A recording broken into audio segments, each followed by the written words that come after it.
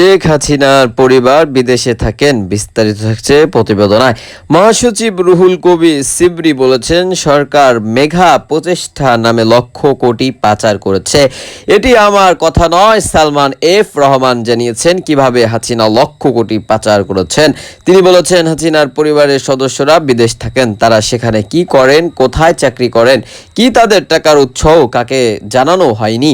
দেশের টাকা লুট করে তারা বিলাসিতা করেছেন, হাজার হাজার কোটি টাকা নিয়ে বিজনেস করেছেন। কোথায় পেয়েছেন সে টাকা?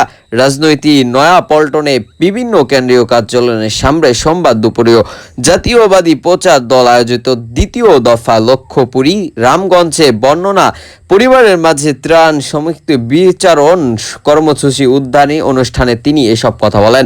এদের সভাপতি করেন সংগঠনের সভাপতি মাহফুজুর কবির মুক্তা। রিজভী বলেন, নিজেদের পার্সোনালি নিশ্চিত করতে নির্দিষ্ট ব্যবসায়ী সুযোগ সুবিধা দেওয়া হয়েছিল।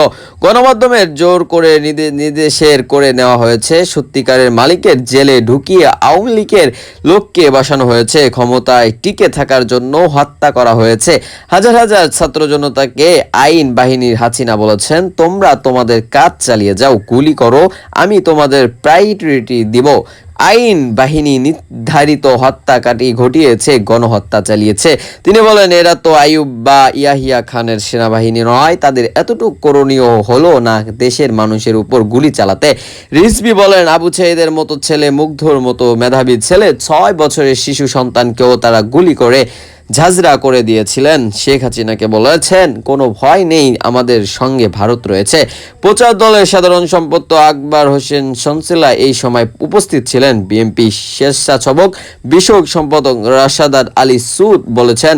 সম্পর্কে কামাল জুয়েল ড্রিফিং একাংশ সহসভাপতি সাধারণ সম্পাদক ওহিদুজ্জামান